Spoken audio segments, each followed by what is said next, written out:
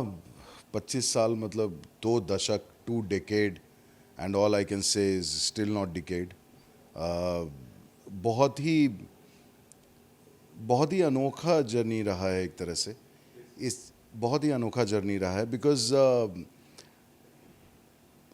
इन 25 सालों में ये समझ में आया है कि जिस इंडस्ट्री से मेरे कम से कम 7 पीढ़ी का कोई लेना देना नहीं था, वहाँ पे आकर के जगह बना लेना और वहाँ पे आपको लगातार काम मिलते रहना और वहाँ पे लगातार ऑडियंस आपको अप्रिशिएट कर रही है, ये अपने आप में एक ऊपर वाले का बहुत बड़ा आशीर्वाद रहा है मेरे ऊपर। और बहुत ही अलग अलग किरदार करने का मौका मिला है। इनफैक्ट टेलीविज़न के अंदर मैं कहूँगा कि मेन लीड मैंने कुछ पहला मेन लीड मैंने 10 साल के बाद किया था, मतलब इंडस्ट्री में 10 साल रहने के बाद अराउंड 2008-2009 में वो मिसेस मिस्टर शर्मा इलाहाबाद वाले में पहली बार मैंने मेन रोल किया था। वहाँ से एक कहानी चेंज हुई थी।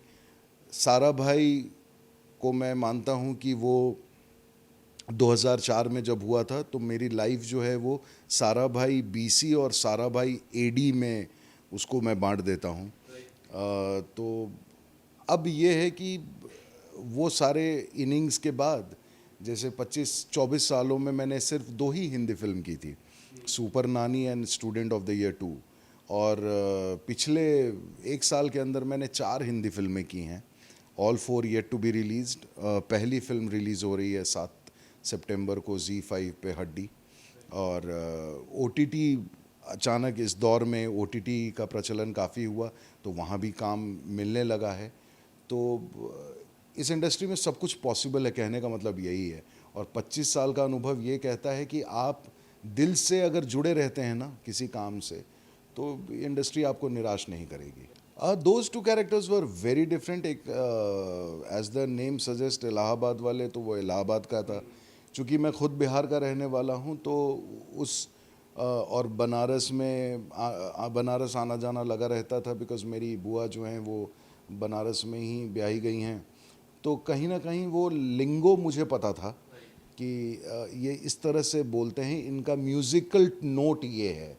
बाकी तो संगीत फिर आप अपने हिसाब से गाना गाते हैं, बट एक म्यूज़िकल नोट मिलता है आपको ना, वो वहाँ का मुझे एक अनुभव था।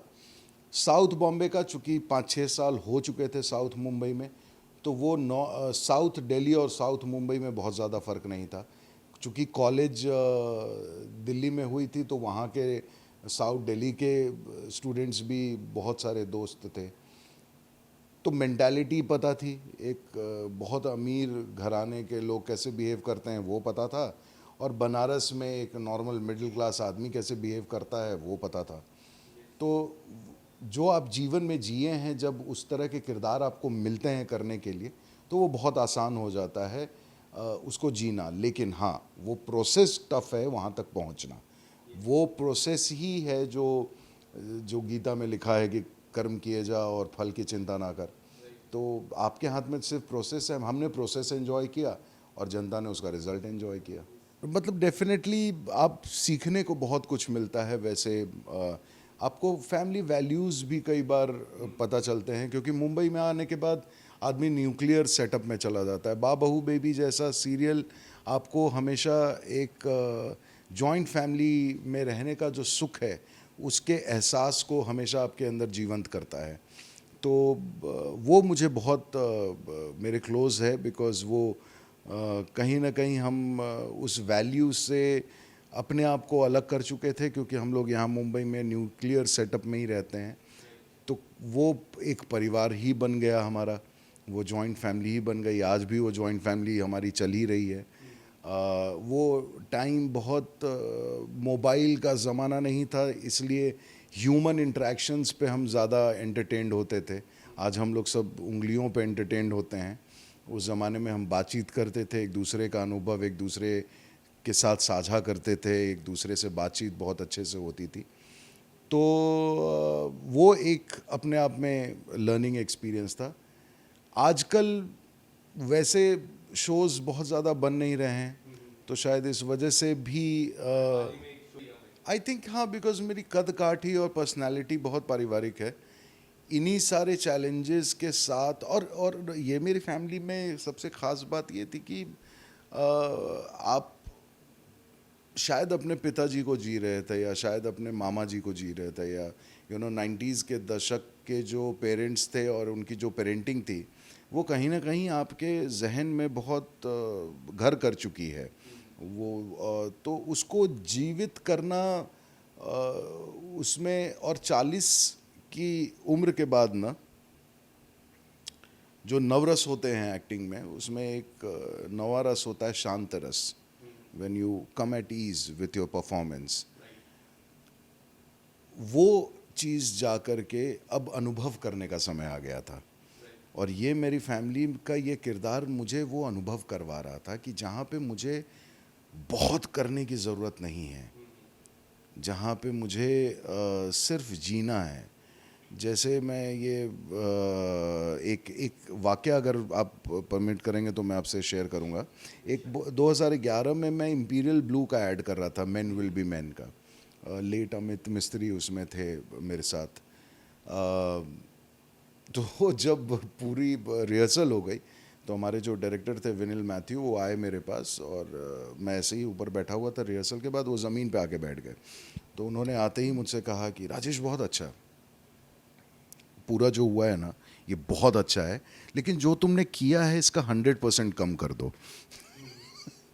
तो 2011 में एज एन एक्टर नहीं पता था कि 100% कम करने की बात क्या है। ये 2023 में अब मुझे समझ में आता है कि जब आप कुछ नहीं कर रहे होते हैं ना तो भी आप बहुत कुछ कर रहे होते हैं।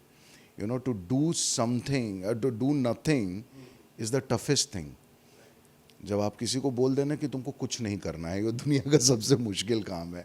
तो कहीं ना कहीं ये मेरी फैमिली, कोटा फैक्ट्री, राना नायडू, या हड्डी जी, तो ये सब अलग किरदार हैं। और मैं वही कहूँगा कि मैं मास्टर शेफ़ तो नहीं बना हूँ, लेकिन मैं वो शेफ़ हूँ जो अलग अलग इंग्रेडिएंट्स प्रोवाइड कर सकता है। आई वोंट, मतलब मैं won't take away the credit. मुझे रणधीर कपूर जी ने बताया था सुपर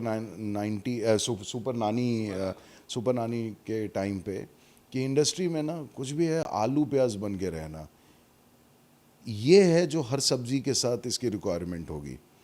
बाकी सब्जियां अपने आप में एक्सक्लूसिव होती हैं, गोभी रहता है, बैंगन रहता है, लेकिन सबको आलू और प्याज चाहिए होता है। But I think it is not about just being आलू प्याज, but it is also about how flavoured आलू प्याज यू आर। आपको तड़का तो मारना आना चाहिए, फिर वो सब्ज़ी अपने आप में ही, भाई लंगर में होता है तो होता है ना कि आलू टमाटर की सब्ज़ी खिलाई जाएगी, या गोभी आलू कोई नहीं बोलता, हमेशा लोग आलू गोभी ही बोलते हैं, हमेशा लोग आलू मटर ही बोलते हैं, आलू हमेशा आगे ही रहेगा। मन में क्या, मतलब वो जब फोटो शूट हो रहा था, जब वो लुक का, तो 30 सेकंड 45 सेकंड पहचानने में लगा कि ये नवाजुद्दीन है या कोई और है। हमारे जो ये सुभाष सिंधे जो मेकअप वाले हैं, मतलब ट्रांसफॉर्म कर दिया था उन्होंने। So when you see that, so much of work and hard work has gone behind making a look like this, तो आप समझिए कि कितनी मेहनत लगेगी इसको फिल्म में जस्टिफाई करने के लिए। और आप उस फिल्म के एक हिस्सा हैं, एक पार्ट प्ले कर रहे हैं। So that suddenly struck to you as a jolt that you have to be very serious with your craft. You have to be very serious about everything which is going to be asked from you to do, आपसे बोला जाएगा करने के लिए। तो सबसे पहले जो डायरेक्टर हैं उन्होंने मुझे यही कहा था कि सर वज़न थोड़ा बढ़ा के रखेंगे क्योंकि मैच्योरिटी चाहिए।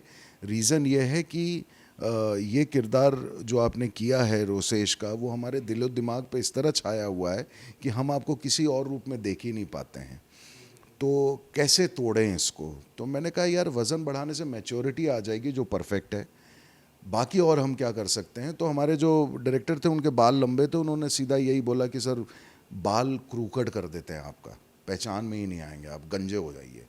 मैंने पूरा गंजा, उसने बोला नहीं, मतलब वो ट्रिमर से वो 1 नंबर पे वो पूरा ट्रिम कर देंगे। I never visualised my self. Shot के जस्ट पहले ही मैंने एक्चुअली ट्रिम करवाया था, क्योंकि मैं आखिरी समय तक डायरेक्टर से इसी बात पे था कि आर यू श्योर कि पूरा गंजा होना है, आर यू श्योर। तो ही सेट कि सर गंजा होना है। तो शॉट के जस्ट पहले मैंने सिर्फ ट्रिम किया और मैं शॉट में चला गया, and it changed me. When I saw my self in the mirror, I was a different human all together. और फिर वो जब आप उस तरह के हड्डी के डार्क सेट पे जाते हैं और उस तरह के किरदार को करते हैं, तो फिर वो it just flows from you. फिर आप मुझे अपना वो साइड एक्सप्लोर करने को मिला जो मैंने टेलीविज़न पे नहीं एक्सप्लोर किया था, which was negative side, negative shade of me. But negative में भी वो कैरेक्टर पॉजिटिव है। किन्नर के घराने में उसको टेडी बेयर बुलाते हैं, जो एग्नी आंट जैसा है किरदार। और इस फिल्म की कहानी में खास करके नवाज़ का जो रिवेंज लेने का जो पूरा एक प्रोसेस है, उसमें ये किरदार की भी एक अहम भूमिका है। And best part is you are sharing screen with likes of Ila Arun, Anurag Kashyap, Zeeshan Ayub. जब आप इन लोगों के साथ काम कर रहे होते हैं तो आपकी परफॉर्मेंस वैसे ही एनहांस हो जाती है। अब इनफैक्ट मैं बड़ा विचित्र बता रहा हूँ कि जब से मैंने वज़न बढ़ाया तो मुझे जो 4 फिल्में मिली वो शायद उसी वजह से मिली हैं। क्योंकि अचानक लोगों को एक अलग रूप में मैं दिखा, तो मुझे 4 फिल्में उसी वजह से मिली। ये मेरी फैमिली भी उसी वजह से मिली है। तो फ़िलहाल के लिए मैं वज़न इसी पे टिका हुआ हूँ। हेल्थ इश्यूज़ फॉर श्योर नहीं है, बिकॉज़ ये मैंने बहुत ही डॉक्टर के गाइडेंस में चीज़ें की थी, that it doesn't affect too much internally. I still play 2 hours of badminton, जो मेरा शौक़ है। तो कहीं ना कहीं वो फिटनेस का लेवल मेरा बरकरार है। क्योंकि आप ऐसा नहीं है कि अगर आप वज़न आपका बढ़ गया तो आप तो जो किरदार मिल रहे हैं वो इस वजह से मिल रहे हैं और एक पहचान बनती जा रही है। And somewhere down the line I feel that the time has come where a different Rajesh will be seen in the next decade.